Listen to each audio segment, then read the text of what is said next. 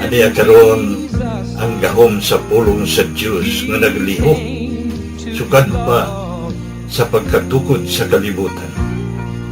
Gahom nga nagasulbat sa nagalinlaing matang sa problema sa kinabuhi sa tao. Nagsumpay sa nabugto nga kadugtungan sa matag higala, bisan diha sa sulod sa panimalay. Naghatag og mahulay niadto mga kapuyan o nagahatag og nagawasan niadtong ipang hasol sa gahom sa kagitnit. Kay mao kini ang pulong sa Dios nga nagalihok. Bisan gani ang pagbuhat sa tibok kabuhatan, sumala sa Hebrehanon 11:3. Nahimo ang tanang mabutang pinaagi sa pulong sa Dios.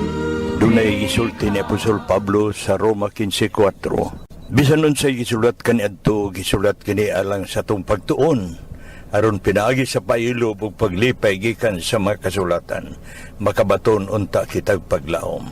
Atong ipadayon ang atong pagtuon sa pulong sa Dios alang sa ikabulahan sa atong matag kinabuhi. Apan sa dili pa kita mo padayon ini, niya kita sa pagpaminaw sa mensahe nini nga awit. Nagahulat, nagahilag, nagatawag kanimo sa pagkabalaan. Nagahulat, nagahilag, nagatawag kanimo sa pagkabalaan.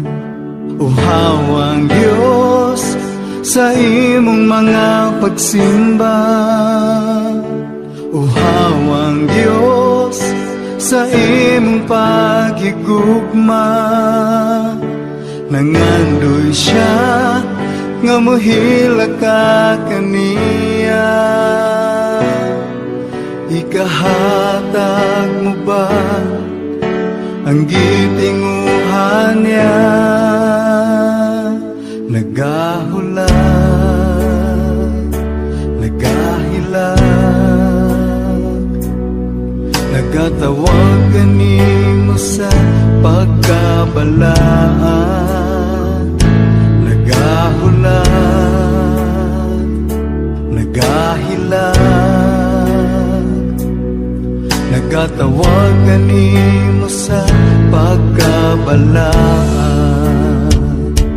Uhawang Diyos sa imong mga pagsimba, uhawang Diyos sa imong paghigugma. Nangandoy siya nga mohila ka kaniya. Ikahatag mo ba ang gitinguhan niya?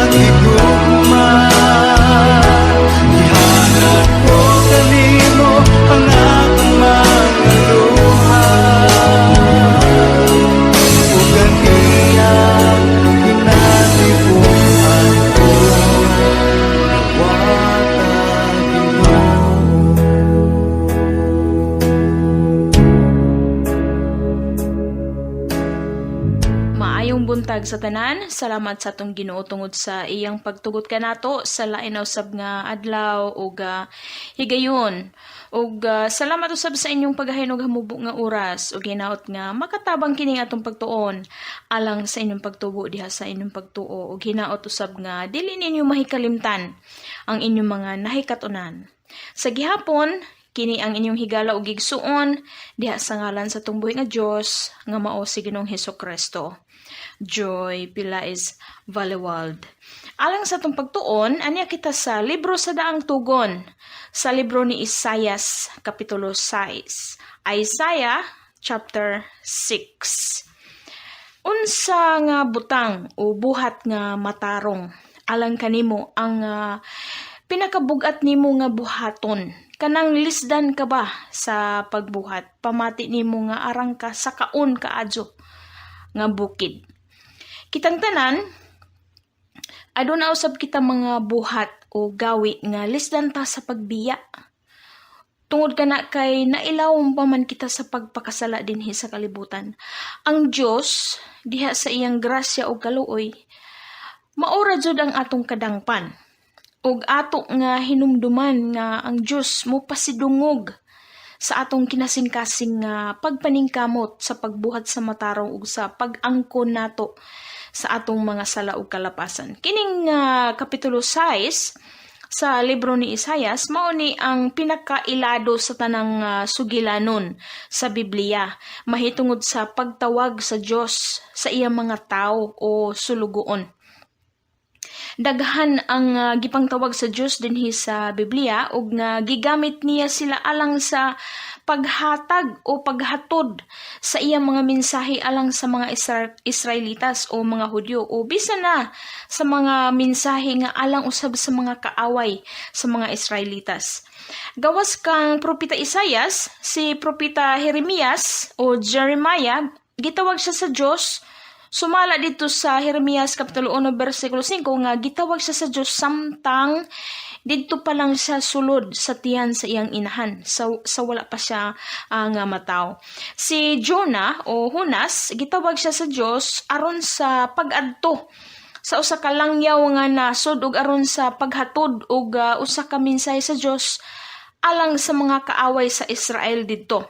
Ug si Samuel usab nakadawat siya sa tawag sa Dios sa iyang kinabuhi samtang nga bata pa siya kaayo. Samtang nga nagsilbi siya sa usa ka pari nga si Eli. Kini si Samuel, gipapuyok kini siya sa iyang inahan dito sa templo kauban sa tigulang nga pari nga si Eli alang sa pagtuman sa saad sa iyang inahan ngadto sa Dios ug sa katuyuan nga magdako si Samuel diha sa kahibalo diha sa kahadlok ug sa pag-alagad sa Dios. Ug bisan na sa bagong tugon, daghan ang gipangtawag sa Dios o sa Ginoo alang sa iyang buluhaton. Kabahin na ang mga apostoles o mga disipulo ug sobra pa sa 12. Ug mao nga og kung wala sila mutando sa tawag sa Ginoo, ambot lang kahaog unsa ang kahimtang sa atong espirituhanong kinabuhi karon o ang atong pagtuon diha sa Ginoo sa balaang kasulatan. Sa unang bahin dinhi sa kapitulo 6 sa libro ni Isaias, gisulti dinhi ang sitwasyon o panghitabo sa dapit sa Huda niya nang panahon sa pagtawag sa Dios kang Isaias.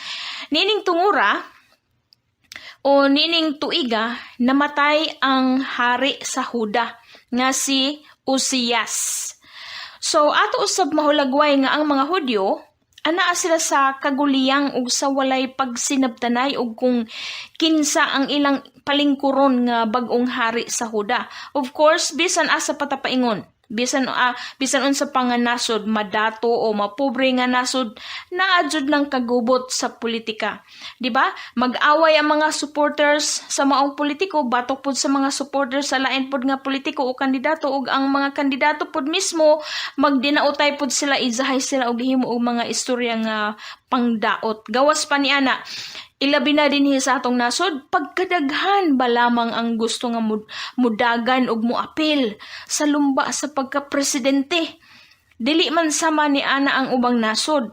Ug mao nga gubot ang atong nasod tungod sa pagkadaghan nga mga partido o grupo-grupo, sobra ra sa pagkabahin-bahin ang mga tao. Daghan ang gusto nga mapresidente kay lagi, gawas sa dako og sweldo, ang uban hangol sa gahom ug katungdanan ug hangol sa atensyon. Ja og makadaog ra ba kay makalimot sa ilang mga panaa, di ba? Pero ato jud nga sabton nga wala jud kita kalinaw og pagsinabtanay samtang nga ani apa kita dinhi sa kalibutan. Puro lumba ning atong nga kalaki dinhi sa kalibutan, apan maadyo og lumba ra kana. Paikagay pa jud bitaw. Busa samtang nabisi nga nagbangutan og nagmasulubo ng mga Hudyo tungod sa kamatayon sa ilang hari nga si Uzias, sa samang higayon, sa dihang didto sa sulod sa templo si Isaias, nakighinabi pod kang Isaias ang hari sa mga hari. Buot pasabot nga samtang nga nagampo si Isaias dito sa templo, nakighinabi ang Dios nga balaan kang Isaias pinaagi sa usa ka panan-awon. Ang bersikulo 1 nagingon, sa tuig sa pagkamatay ni Hari Uzias, nakita ko ang Ginoo nga nagalingkod sa usa ka trono, hataas ug tinuboy, ug ang iyang mga sapot nakapuno sa templo. Bersikulo 2. Sa ibabaw kaniya diha ang mga serafines, ang tagsa-tagsa may unom ka mga pako. Sa duruha, gitabunan ang iyang naong, ug sa duruha, gitabunan ang iyang mga tiil, ug sa duruha, siya milupad. Bersikulo 3. Ug ang usa, misinggit sa usa og miingon, balaan, balaan, balaan si Jehovah sa mga panon. Ang tibuok nga yuta napuno sa iyang himaya. Bersikulo 4. Ug ang mga patukuranan sa mga pultahan nangurog sa iyang tingog nga nagasinggit, ug ang balay napuno sa aso. Dinhi sa pananaw ni Isaias, nakita ni Isaias ang mahimayaon sa Dios. Diha sa iyang pagkahari ingon nga supreme leader ba sa tibuok katawhan sa Israel ug Huda ug sa tanang kanasuran sa kalibutan. Kay bisan ang mga manulunda sumala sa nakita ni Isaias nga wala ang mga manulunda makaasdang sa pagtan-aw sa himaya sa Dios ug nga gitabunan sa mga manulunda ang ilang mga naong tungod sa kasamaw sa danag sa himaya ug sa pagkabalaan sa Dios. Apan bisan na nga dili ang mga manulunda makaasdang sa pagtan-aw sa danag sa himaya sa Dios, matud pa ni Isaias nga nagpadayon gihapon ang mga manulunda sa pagbuhat sa ilang tagsa-tagsa ka mga buluhaton. Atong mahibaluan dinhi, sumala sa pananaw ni Isaias nga wala jud ay ni usa ka tawo nga makaasdang sa kasamaw sa himaya sa Dios. Busa ug aduna gani moingon nga nakakita sila sa Dios, pangutan akong nasamawan ba sila kay og wala gani aw yawa kadto ilang nakita nga nagpakaaron ingnon nga Dios kay lihiro ra ba ning yawa mangilad. Kini nga pananaw ni Isaias mahitungod sa pagkabalaan sa Dios dito sa trono, nakapaaghat kini ni Isaias sa iyang kahimtang. Naablihan ang iyang mga mata. Naka-realize si Isaiah nga dili lang di ay ang mga tao nga iyang mga silingan ug mga kababayan ang mga mahugaw ug mga makasasala. Apil di ay pud siya. Na-realize ni Isaias nga hugaw ug makasasala di ay pud siya. Makahinumdum kong diha ko nakita sa balita ba sa television usa ka interview sa usa ka ilado nga tawo. Kay lagi kini nga tawhanang ilado giangkon-angkon niya nga Kristohanon kuno siya ug mao nga gipangutana siya sa interviewer ug kung nakapangayo ba kuno siya og kapasayloanan sa iyang mga sala batok sa Ginoo. Ug ang iyang tubag mingon siya nga wala kuno kay ngano man kuno nga mangayo man siya og pasaylo nga wala man kuno siya makapatay og tawo. Naminaw jud ko adto nga interview ug naghulat pud ko og dugang pa nga explanation gikan niya apan wala na jud lain maura kadto. Mga igsoon ko gigala. Ang sala sa pagpatay wala ka na mag-inusara nga sala. Tungod ba kay wala ka makapatay, dili na ka mangayo og kapasayloanan sa Dios?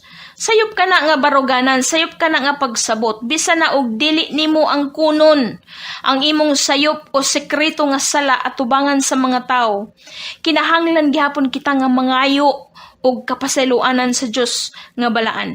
Kay walay ni usa nga matarong. Walay hingpit ka nato dinhi sa kalibutan. Ato ka na mabasa sa Roma Kapitulo 3 versikulo 10. Alaot ang dili makaila sa iyang sala o kasaypanan pinaagi sa paghinulusol ug sa pagpangayo ug pasaylo sa Dios nga balaan. Ug mao nga tungod sa nakita ni Isaias sa iyang pananawon nga nakita niya ang pagkamahimayaon ug pagkabalaan sa Dios sa trono, nakahinuklog si Isaias sa iyang kaugalingon, na-realize niya ang iyang kahugaw. Ug mao nga miingon si Isaias sa versikulo 5, ingon si Isaias, alaot man ako kay patay na ako, tungod kay ako usa ka tawo nga mahugaw ug mga ngabil, ug ako nagapuyo sa taliwala sa mga tao nga mahugaw ug mga ngabil, kay ang akong mga mata nakakita sa hari si Jehova sa mga panon. Base din sa gisulti ni Isaias, atong mahulagway nga gialirungan pud ay si Isaias ug mga tao o silingan nga mga mahugaw ug mga baba, mahugaw ug mga sinultian, mga hinabako pud tingali, mga palainom, mga hinungo, mga baba nga lihero mo panday og mga istorya ba, tumutumo og sigurado nga daghan og mga silingan si Isaya nga mga marites pod nga magsige lang og pamantay, sige lang og lili sa bintana, mamayid og unsay bag-o sa iyang silingan aron nga naapod sa ikahatod nga balita nga tuspikas baryo. Base sa gisulti ni Isayas, tibuok ni nga baryo o basin ba hinuon og tibuok nga lungsod. Kining atong baba, paminaw, kining atong dila, kay makasunog ba ni og dakong kalasangan? Og ang atong dila maupod ang mupintura sa kahugaw sa atong kaugalingon. Ato ka nang mabasa sa libro ni Santiago, Kapitulo 3, versikulo 5 ug 6. Makailata sa pagkatao, sa usa ka tawo, pinaagi sa sinultian niya ng tawhana. Mabasa po na nato sa Ebanghelyo ni Mateo, Kapitulo 12, versikulo 34. Ug mao nga, again, mingon si Isaias sa versikulo 5, ingon si Isaias, alaot man ako, kay patay na ako, tungod kay ako usa ka tawo nga mahugaw og mga ngabil, ug ako nagapuyo sa taliwala sa mga tawo nga mahugaw og mga ngabil, kay ang akong mga mata nakakita sa hari si Jehova sa mga panon. Og tungod sa pagdeklara o pag-angko ni Isaias sa iyang kaugalingon nga usa siya ka mahugaw ang iyang mga ngabil o baba, gihinluan dayon sa Dios pinaagi sa manulunda ang iyang mga ngabil gamit ang baga nga gikan sa halaran. Ambot og giun sa tupag-antos ni Isaias ang sakit sa kainit sa baga nga sakit man gani kining mapaso bitaw ta sa init sa sabaw o kapiba kana, di ba? Apan kining paghinlo sa Dios sa mga ngabil ni Isaias gamit ang baga, nagpasiugda lamang kini nga usa kita magamit sa Dios, kinahanglan nga mahinluan una kita sa Dios aron nga mamahimo kita nga takos ug epektibo sa pagbuhat sa maong kabuluhaton nga isugo sa Dios kanato. Kay dili pwede nga magsagol ang mga ngilad nga mga pulong o sinultian ug ang balaan nga mga mensahe sa Dios sa usa lamang ka baba o ngabil. Og ehemplo sab kini nga walay malaway nga makasulod sa gingharian sa Dios, ug dili pwede nga doble dila o dubultang magdaig sa Dios karon ja human manungupod, mamakak, manabi o magmarites. Dili pwede nga mukanta og Dios nun nga kanta o musunglid ba hinuon sa church sa Domingo ja human og simba tuwa na pod mikanta pod og kalibutanon. Usahay paminaw igsoon ko gigala. Kining atong kinabuhi ba, nagkinahanglan kini og resetting o rebooting og sa cellphone pa kana o computer pa kana.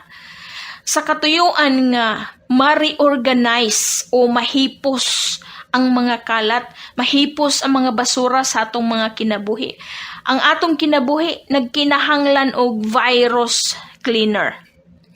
Og ang dugo ni Ginoong Hesukristo nga giula dito sa cross sa Kalbaryo mao ang atong virus cleaner.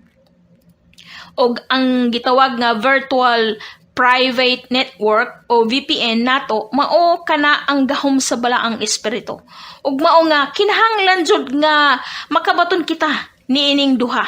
So human nga nahinluan ang ba ni Isaias, ang nahimo nga trabaho ni Isaias importante kini apan lisuron pod.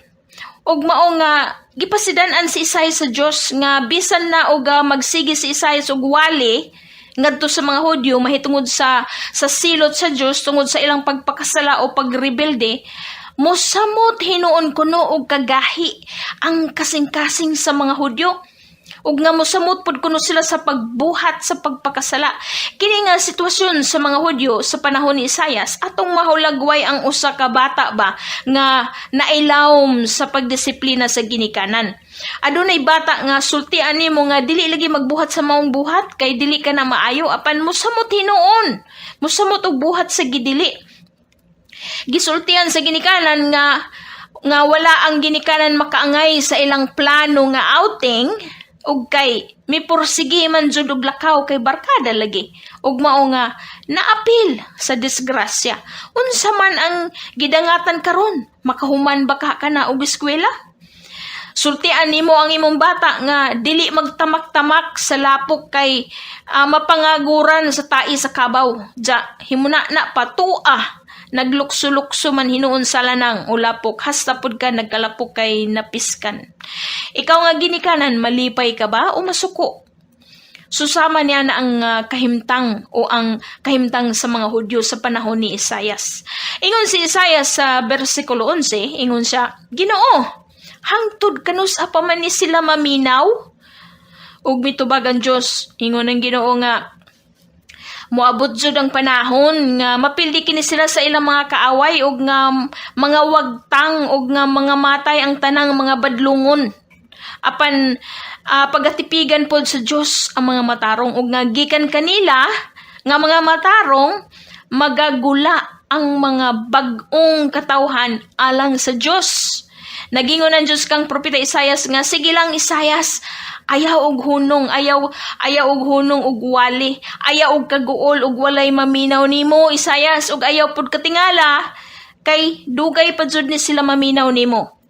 Apan kini nga kahimtang sa mga Hudyo o mga Israelitas adunay dakong katuyuan. Adunay dakong katuyuan ang Dios nga balaan. Kini nga sulti sa Dios alang kang propeta Isaias. Kung atong sabton kini nagpasiog da kini sa pagabot ni Ginoong Hesus. Giandam ng daan ang mga dalan sa Mesiyas nga si Ginoong Hesus pinaagi sa trabaho ni propeta Isaias. Kay bisan na og maut-ot ang dapit sa Huda tungod sa ilang mga kaaway, bisan na og mapildi og nga mga matay ang mga dautan tungod sa ilang paggahi sa ilang mga kasing-kasing. Agi kini og pagpanghinlo ba sa Dios sa mga hugaw ug sa mga dautan ug sa mais o humay nga ginaling pakana nag-ag-ag ang Dios, gilabay sa Dios ang mga tahop o gitipigan ang bugas. Giag-ag sa Dios ang mga Israelitas o mga Hudyo. Ug sa nag-ag-ag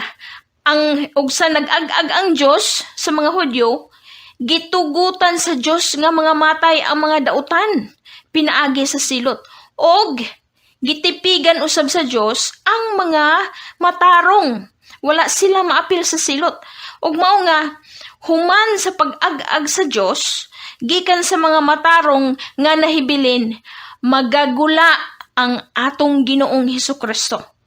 Ug diha kang Kristo Jesus, ang tanan nga midawat ug mituo kaniya, nagalagad ug nagsimba kaniya, makabaton usab sila sa pagkamatarong sa Dios. Ug labaw sa tanan ang kaluwasan ug ang kinabuhing walay katapusan. Mga igsoon kog higala, ang mga tao sa kalibutan gigutom o giuhaw sila sa gugma o sa kaluoy o nga gusto nila nga dawaton sila sa ilang pagkasila o pagkamao. Gusto nila nga dili sila supakon o hilabtan bisan na og wala sila magbuhat sa pagkamatarong. Tinuod ka na nga gugma ang Dios ug tinuod nga maluluyon ang Dios ug tinuod nga mo pasaylo ang Dios apan dili na do kalimtan ug dili nato laktawan ug dili kita magpalibong-libong sa kamatuoran nga Balaan ang Diyos. Balaan ang Diyos ug kitang tanan mga makasasala. Apan ngano nga magmakuli man ta nga maghisgot sa pagkabalaan sa Dios. Ngano nga wala man kita interest sa mga butang nga Dios nun. Ngano nga musurok man ang mga dugo ug maghisgot ta sa pagkabalaan sa Dios. Tungod kay simple lang. Tungod kay ang yawa, dili ang yawa gusto nga makabati sa pagkabalaan sa Dios. Busa og kung ang tao gani dili ganahan nga makabati mahitungod sa pagkabalaan sa Dios, sigurado nga ang yawa mao'y nagkontrol sa iyang kinabuhi. Bugno kana sa espiritu sa yawa, batok sa espiritu sa Dios diha sa maong tao. Busa maigsoon kung higala ug kung gusto man gani kitang mahilangit unya, siguraduhon nato nga ang Dios nga balaan maujod ang nagkontrol nato ug nga anaa sa sulod sa atong mga kinabuhi ug kasing-kasing ang espiritu sa Dios nga balaan. Magampo kita. Gamahanan ug balaan nga Dios sa ngalan nimo Ginoong Hesukristo. Pasaylo kami sa among mga sala ug kalapasan ug hugasi kami sa bililhon nimong dugo nga giula nimo dito sa krus sa Kalbaryo. Akong gihangyo nga tabangan nimo kadto sila nga nalisdan sa pagpadayon, sa pagsimbaw, sa pagalagad kanimo tungod sa bira, sa unod ug sa kailibgon sa mga butang nining kalibutana. Ayaw ito gud Ginoo nga mapakyas kami sa imong pagbalik. O bisan na sa kalit sa pagabot sa kamatayon nga dili kami mahiagom sa kalayo nga walay pagkapalong. Balaang espiritu maghari ka ug magkontrol ka sa among mga kinabuhi. Salamat Ginoong Hesukristo sa kaluwasan ug ang imong ngalan lamang ang mahimaya sa kanunay. Amen ug amen. So turn your eyes upon Jesus. Look full in His wonderful face, and the things of earth will grow strangely dim in the light of His glory. Mga kaigalaan ng mga kaigsuran, alang kaninyo nga walay higop pang kaibado, tunhain kita nihini nga nagapagawas sa mensahe ang among dapit God's Miracle Revival Center San Agustin Tomas Opus sa Dirlete. Nagabi-abi kami kanunay sa tanan nga mudool alang kanila nga dunay pagpanginahanglan labi na sa mga butang espiritu anon. Dugang paniana ang atong kinabuhi samtang nagpadayon pa usap.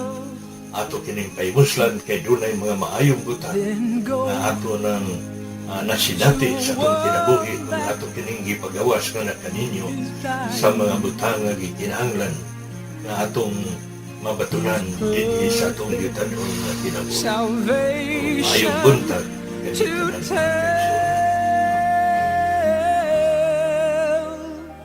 Just turn your eyes upon Jesus.